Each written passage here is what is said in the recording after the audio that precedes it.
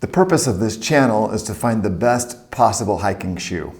And I did, only there's a problem. What if this shoe brainwashed us, or brainwashed me, to believe that it was the best shoe of the year? Is it really the best shoe of the year then? My video this year for best hiking shoe of the year brings in about 10,000 views per month and is at the top spot for YouTube search. But is it accurate? Did I really find the best hiking shoe, or was I wrong? Or maybe even worse, was I hypnotized? Well, I'm not alone in saying that the Salomon X Ultra 4 was the best hiking shoe of the year. If you search this on Google, the top 3 hits, the top 3 articles on the search page all kind of say the same thing, that this shoe is amazing. Top article, Salomon X Ultra 4, best shoe of the year. Second article, Salomon X Ultra 4, best lightweight technical hiker. What does that even mean?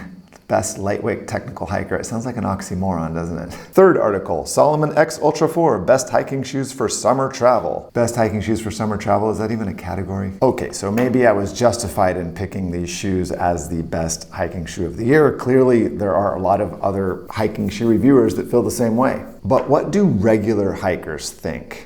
Well, I went and combed through comments on my YouTube channel, and here's what I found. Comment 1, not comfortable. Comment 2, too narrow. Comment 3, hurt my feet. Comment 4, durability is horrible. Comment 6, poor durability. Comment 5, garbage. Not durable. But I didn't stop there. To get to the bottom of this, I also put a poll up on my community tab, and I asked folks which hiking shoe footwear brand they trust the most. This included Merrell, Salomon, Keen, Adidas, and Vask. And nearly half of you chose Salomon as your most trusted hiking footwear brand. Okay, so at this point, we know that I chose the Salomon X Ultra 4 as the best hiking shoe of the year. We know that many other content creators have also rated this shoe very high. We know that some people that leave comments on my channel think these shoes are garbage and that they lack durability. And we know that Salomon has really good brand trust among people that hang out in my hiking footwear community on YouTube. But I think we still have a problem. You see, I think I was brainwashed.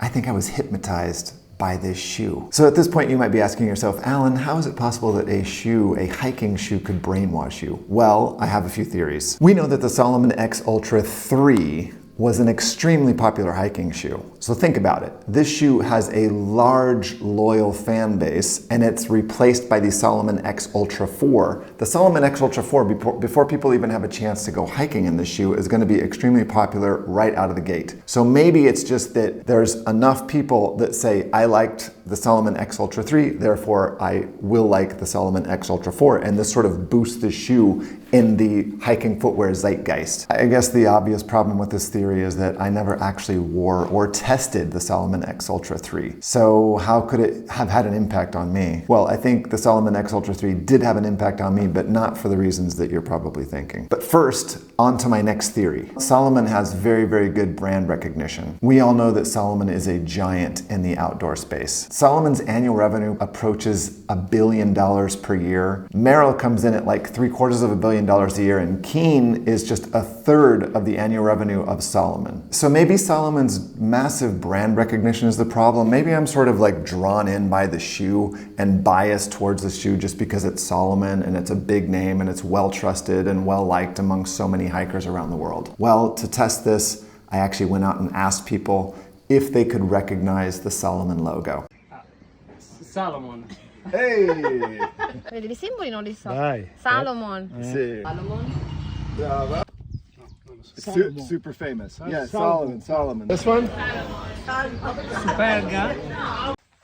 Salomon. You said this one before. Salomon? Non lo so. No. Super. No, it's super famous. Sport. So 6 out of 9 people did recognize the Salomon logo. So maybe it is brand recognition. Maybe this shoe hypnotizes me because it's coming from such a famous hiking outdoor company. I'm back, my phone died.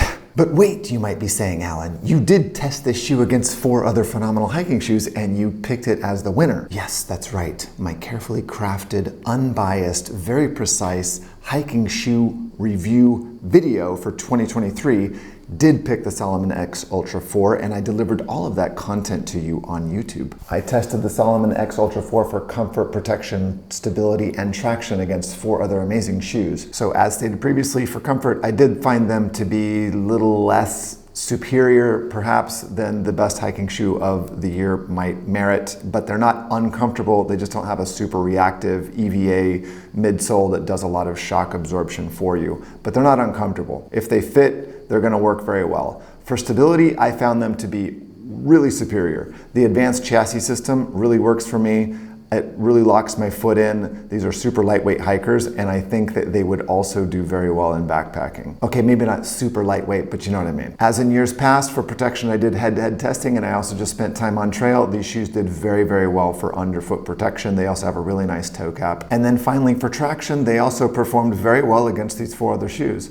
They have the Contagrip compound and a decent outsole, decent lug pattern. I loved in past videos and past years to really make fun of Contagrip, calling it Conta Slip. But this shoe works really well for traction, which isn't exactly grip, it's something slightly different. So maybe I wasn't hypnotized. Maybe this shoe really is the best shoe of the year. I do have one more theory, and it's a doozy. You know that scene from The Wizard of Oz where they find out that the wizard is not actually a wizard, it's just a guy in a booth pulling a bunch of levers and pushing some knobs and just making a bunch of special effects that makes it sound like it's a wizard? Well, I'm a content creator, and I don't create these videos in a vacuum. I'm also not picking these shoes to test in a vacuum. I found a way to pick shoes to test that I know with a very high level of confidence that you, my viewers, are going to be interested in and searching for on YouTube. You see, I really love doing this. I love testing hiking shoes, picking which shoes to test, comparing them against each other. But at the end of the day, I also want an audience and I want views.